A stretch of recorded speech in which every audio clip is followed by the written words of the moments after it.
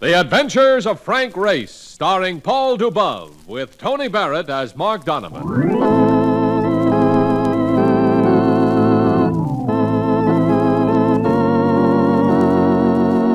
The war changed many things, the face of the earth and the people on it. Before the war, Frank Race worked as an attorney, but he traded his law books for the cloak and dagger of the OSS. And when it was over, his former life was over, too. Adventure had become his business. The Adventures of Frank Race. And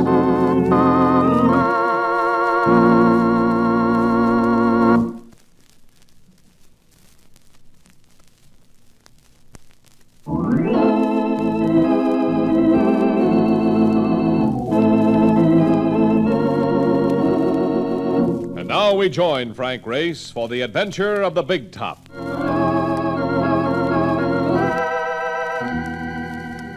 The words Florida and winter never seem to make sense when you put them together. But when circus people speak of winter quarters, they're usually talking about Florida in the off-season. Yet even in its off-season, the circus is still a spread of bespangled excitement. Even in winter quarters, it sprawls and sweats, and in spots, smells to high heaven. At the moment, Mark Donovan and I happen to be in one of those spots. Oh, brother. There's suddenly an aroma around here which don't have nothing to do with them roses of Picardy which they sing about. It's probably those giraffes over there, Mark. Leave us get out of here before I start staggering. Oh, guy could lose his hearing in a fog like this. Cut it out. I'm looking for Mr. McClune.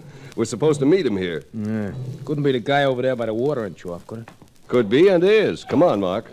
Well, look, Grace, who is this guy McClune? Multimillionaire. Owns half the hotels down here. So you're an insurance investigator, and you come all the way to Florida to meet a guy at the circus. That's fine, but I don't get it. Mr. McClune is worried about his wife's welfare.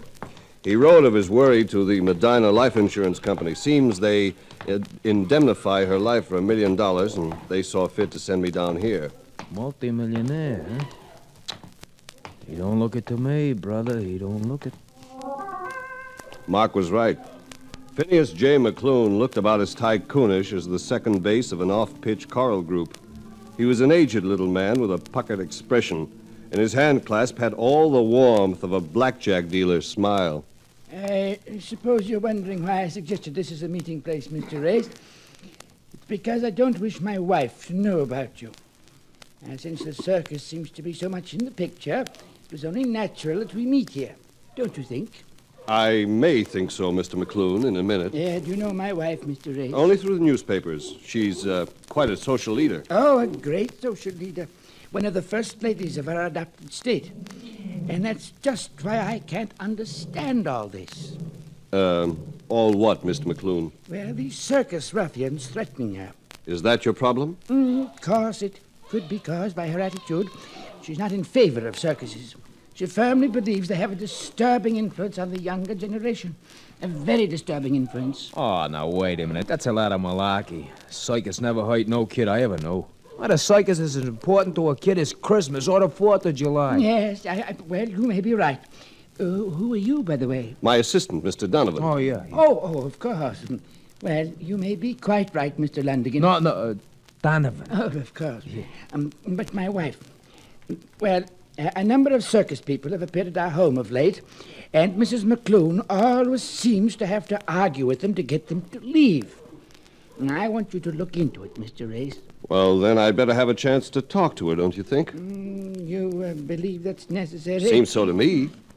Well, if you think you need to, she's a very dominant woman. Very dominant. But, well, very well, Mr. Race. If you'll come to my home this evening, say about 7... That's fine. Very well, then, Mr. Race. I shall be expecting you. Oh, and you too, Mr. Demijohn. What? Your odd name, that, isn't it? Are there many more of you? Yeah, they tell me quite a few, Mr. McClune, quite a few. Really? Well, there's strength in numbers, isn't there? Good day, gentlemen. I shall see you this evening. Hey, Race. Yes, Mark? Look, don't Demi have a meaning of some kind? Yes, it means half. Oh, that's ridiculous. How could I be half John? That old guy sounds cracked to me. He seems rather eccentric, all right. Hey, he couldn't have been kidding me, could he? I don't think he meant to, Mark. I wish I was sure. I certainly wish I was sure. Mark and I didn't leave right away. There was nostalgia there for both of us. So we did some more prowling around, going from the animal section into a tent where aerialists worked aloft and clowns cavorted in the sawdust, perfecting routines for the opening of the tour only a week or so away. And it was while we watched that Mark nudged me. We are being given the big double O, chum. Maybe we ain't welcome around here. Where? Them two over there. The clown, the other guy. Here they come now. And they ain't all smiles. There's no reason for trouble, Mark. Take it easy. Hey, you! Yeah, what do you have? What are you doing around here? Who are you? Oh, just a couple of tourists. Who are you? Get this dude, Ben. He wants to know who we are. Yeah, comic. You heard the question, Rube. What are you doing around here? No harm. We've just been taking in the sights. Taking in the sights, huh? Come on with us. What for? Just because we say so, that's all. You guys call me a comic. You want to know something, fellas? Look, to back up that chatter, you're going to need reinforcements. They're asking for a lesson, Ben. Yeah, especially the Gabby one. And school starts with this. That's called beating a guy to the punch, Ben, and now you got sawdust on the back of your lap. Yeah, well, we'll see how long you last. Hey, Race, here come the reinforcements. Time to duck. We ducked, only to find it a lost cause. There were too many of them coming from too many directions. We gave up dodging, tried breaking through, but I knew it was going to be like an off-tackle smash going sour, and it was. Oh!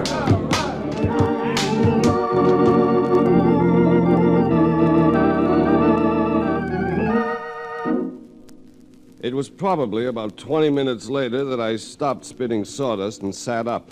We were on a wooden floor now. After we'd been rendered helpless, Mark and I had been spread-eagled across half a dozen shoulders and carried to some sort of an office. I looked at the base of a swivel chair and at the feet of some man who sat in it. He spoke to us. Don't you know it can't be done? What can't be done? Winning a fight from circus hands in their home grounds? Yeah, well, just the same. Just the same what? Just the same, we didn't do so bad. A couple of those creeps had their noses in the dirt just as deep as we had ours. Well, next time you come, buy tickets, will you? We can use the money. Something in that voice made me look higher up, till I stared into a face out of the past. A face wearing a broad grin. I've been wondering when you were going to recognize me, Race. What? Oh, Larry! Larry LeClaire! You son of a gun, you. When I saw who the boys had dragged in here, I could hardly believe my eyes. Hey, Mark, you've heard me speak of this fellow. Larry LeClaire served in the OSS with me. yeah, Best yeah. judo man we had. I recall you giving me plenty of trouble on occasion. Hey, what are you doing here? Forgetting something, aren't you, Race? My full name, Lawrence Lansing LeClaire. And this outfit... Happens to be the Lansing Brothers Circus. You mean you're running the show? Yes, Race, I'm running it. Inherited a lot of stock from my mother. Got control about 3 years ago. Not that I'm doing so well. Financially, the Lansing Brothers Circus is limping badly. Now, but never mind that. Come on down to the pie car with me. Maybe some coffee will soothe those bruises, huh? He told us more about it as we sat at the food counter of the show's pet lounging spot. Circus was running into bad luck, had been for some time. There'd been recent sabotage, which was why Mark and I'd been jumped as strangers who might be out to do some more damage. We figure it could be coming from some of the smaller carnivals, probably trying to chop us down to their size. And they might do it before long. Yeah, but Lansing Brothers, why, that's one of the biggest shows in the business. We were hurt badly about 18 months ago, Donovan. Had a big blowdown in the Middle West. Lost a lot of equipment, even animals. Hurt us badly. And we've been taking it on the chin here. 2 fires in the last few weeks. First one took $20,000 worth of food supplies. The second one burned a dozen trucks and a lot of canvas. Well, you'll hardly believe it, Race. But I don't have the funds to get the show to Atlanta. Our first date for the new season. Oh, but Larry, can't you borrow some money? I'm already up to my neck, to the tune of $250,000. It has to be paid out in the next 4 months. No, that's awful. Some people think they got troubles. Well, I've got one possible out. The Amalgamated Women's Clubs of Florida. I'm dickering with them to put on a couple of charity performances in Miami. All I'm asking is enough to cover expenses and move the show to Atlanta. That's one deal I simply have to make or I'm through.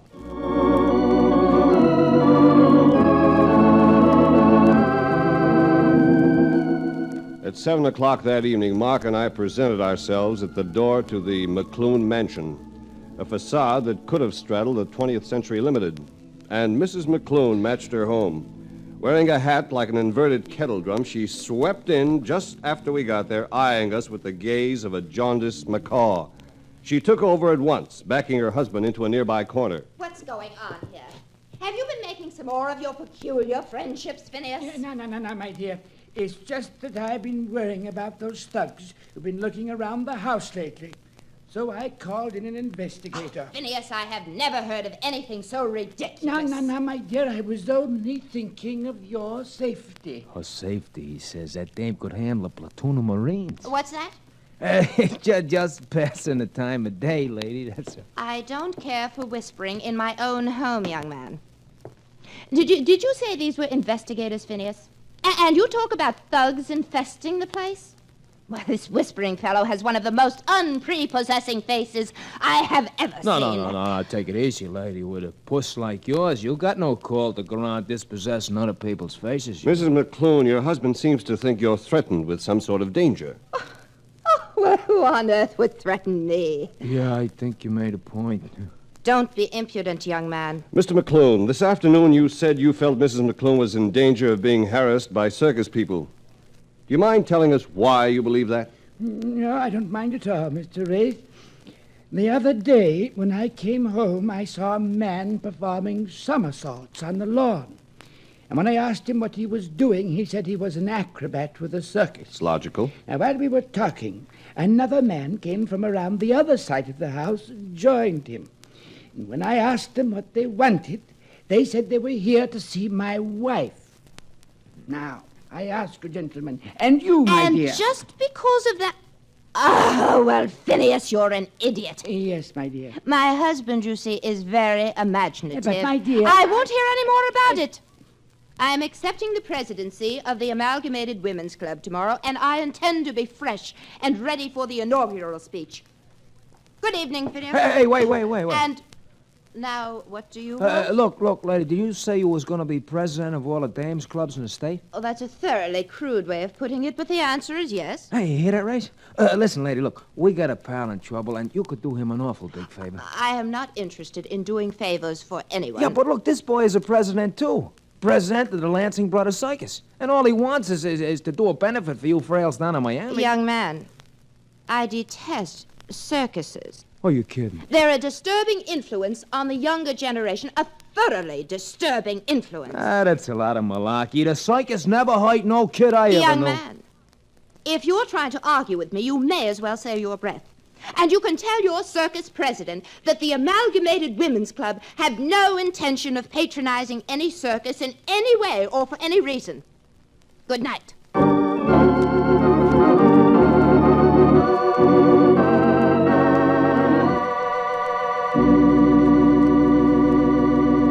We'll return to the adventures of Frank Race in just about 1 minute.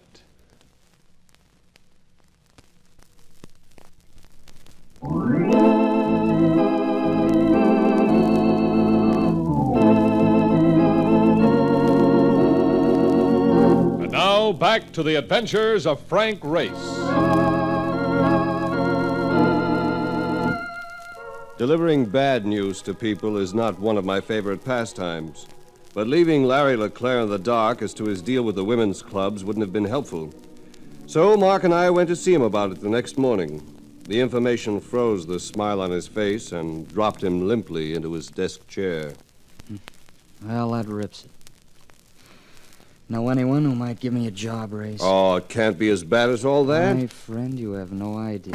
It's Hey, bad. Mr. LeClaire, Yeah, what is it, son? we got trouble. Trouble? Bunch of guys moving in a lot. Big Top Ben figures they're out to wreck the main tent. Over my dead body, come on! Do you have enough men to handle this, Larry? The lot looks deserted. More on my luck. Except for the Cage boys and a few others, I'll let the rest leave for the weekend. Well, you can count on us, can he, Race? He sure No, can. you fellas stay out of it. These things get pretty bad. Are you kidding? What do you think we are, violets? Mr. Race, Mr. Race. Mr. McClune, what are you doing here? No, I called your hotel and they said you'd gone out to the circus grounds, so... My word. What is going on here? All those ruffians. Mr. McClune, you'd better clear out of here. Mark! Mark! Your friend ducked out, Race. Yeah, I guess he don't want no part of no free-for-all. If Mark Donovan ducked out, he had something in All right, mind. hold it. We'll make our stand right here. Yo, men! What are you trying to do here? You're all washed up, LeClaire. We're closing you out as of now. Hey, I know that guy, Mr. LeClaire. He used to be with Colmark's Carnival down in Louisiana. Well, you're going to meet him again soon. They're moving in. Don't know how we can stop them. It's 3-1. Hey, Race! Move back! Move back! It was Mark atop an elephant, and behind him were 3 other men on more elephants. We skipped aside to let them pass, and they really broke it up.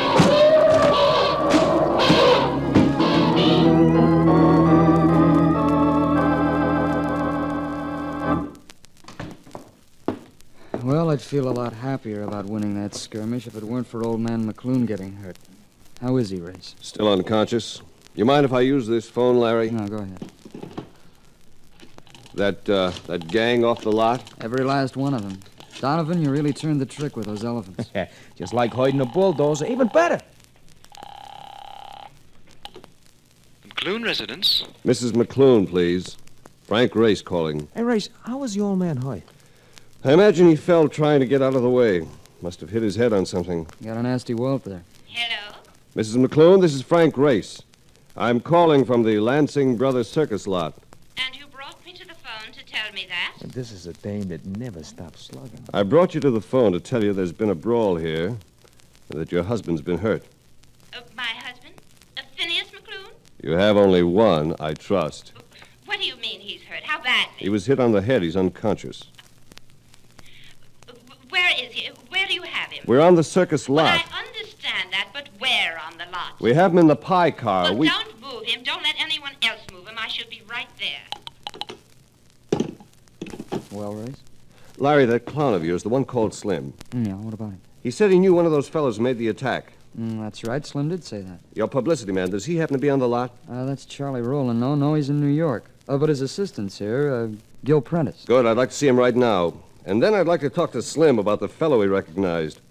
Maybe I can give you a helping hand with your troubles.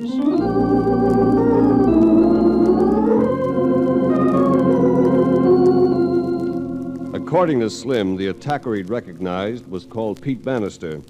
And 3 boarding houses and 2 bars later, we caught up with him to find him half gone from the contents of a dozen ale cans that littered his room. This was a break, since he didn't remember us as being participants in the morning's free-for-all. Yeah, I'm Pete Bannister. What y'all want? Tell him, Mark. Sure. We was with Goldmark's Carnival down Louisiana way. We heard that you used to be one of the gang. Oh, I certainly did. Oh, so you men were with Goldmark, were you? Yeah. That's a great outfit. A great outfit. Sit down here. Sit down. Any Goldmark boys are friends of mine, you know. I wish I had something to offer you fellas in the way of a drink. No, don't worry about that, pal. I took a deep breath when I first come in, and I picked up a glow that should last me for hours. No. Yeah. You fellas is all right, you know. You sure are. Fine. Yeah. When'd y'all blow in? Yeah, just now. And we heard that you could put us next to something good. Something with lots of dough, you know, not much labor. Well, now, can you handle yourself? In a fight, I mean. Would we have been with Goldmark if we couldn't handle ourselves? Now, ain't that the truth? Yeah. Look, how about the deal, huh? Oh, The deal. oh, sure. I'll tell you where you can latch on to something real good. Huh? A little excitement, a little nice money for it. Here's the address and name of the party. Hey, how you doing, Pete? Oh, hi, boy, just in Yeah, I time. thought I'd drop over there. Hey, when did you take up with these guys? These was a couple of boys used to be with Goldmark. Yeah, like Fat that Yeah. used to be with Goldmark. These turkeys were with a Lansing outfit this morning fighting on their side. Come on, Mark. I believe we'd Hey, better... wait a minute. You rubes ain't going nowheres. The man's got a gun, Race. Yes, he has, hasn't he? Which means we'll probably have to resort to violence. Yeah, you ain't resorting to nothing. I'll back up both of you, say. That's all for you, lad. Come on, let's go, Race. Come on.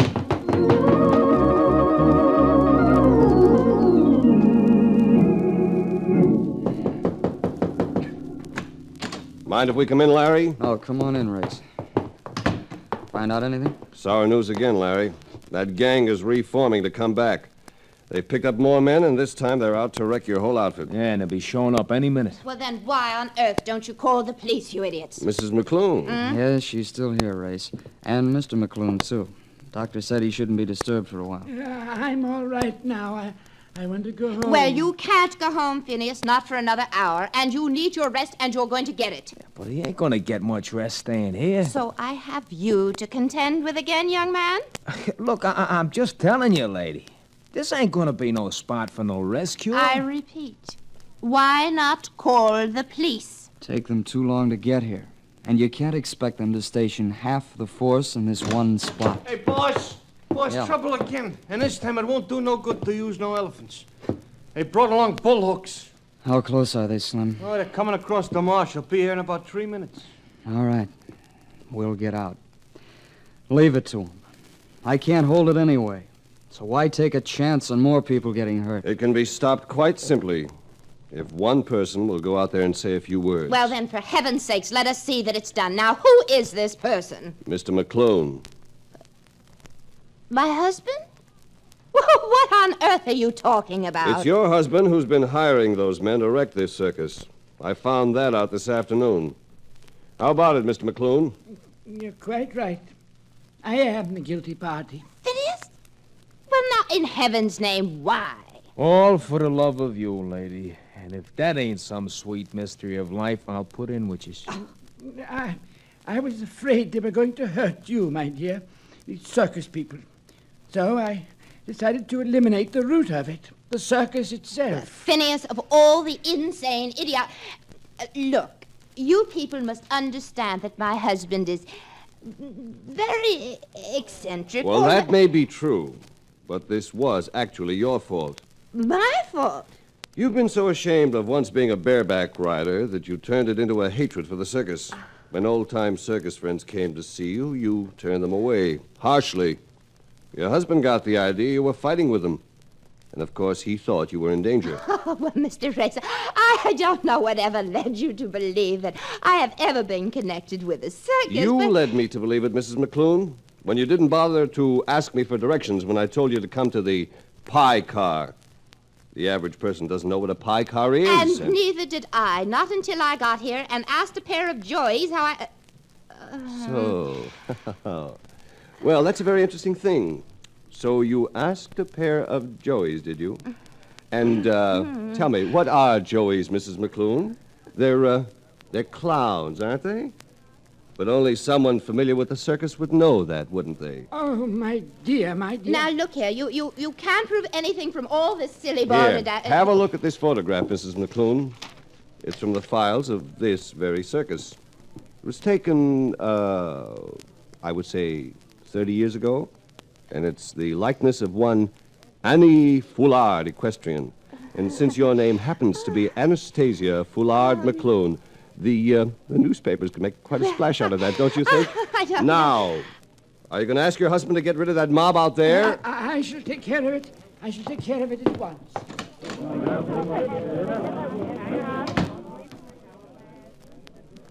Oh, just in time, too. Well, if you people have said all that you have to say... Oh, no, not quite, Mrs. McClune.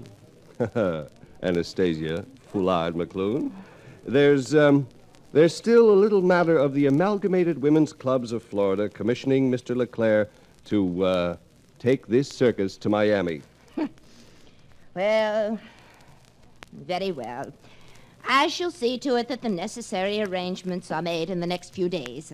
Hey, that's wonderful. Mrs. McClune. Well, now what? The next time those old circus friends visit you, I wouldn't run them off with harsh words. You might find a lot of happiness in getting together with them. And I think you could do yourself another psychological good turn if you organized a social equestrian group to appear for those charity shows in Miami, with you as star. Me? Oh, riding again? Might be a good idea, don't you think? Oh, well, perhaps you are right. Yes, perhaps you are right. Yeah, and lady, look, if you really want to get the crowds in, do me a favor, do your acting tights, huh? With that shape, you're a cinch to fill every seat in the tent.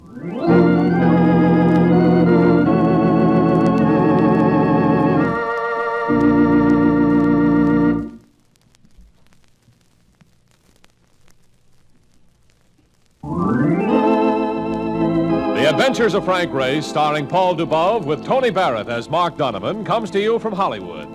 Others heard in tonight's cast were Bert Holland, Larry Dobkin, Wilms Herbert, and Michael Ann Barrett. Our story was written and directed by Buckley Angel. The music is composed and played by Ivan Ditmars. Be sure to be with us again this time next week for another dramatic chapter in the Adventures of Frank Race. Art Gilmore speaking. This is a Bruce Eells production.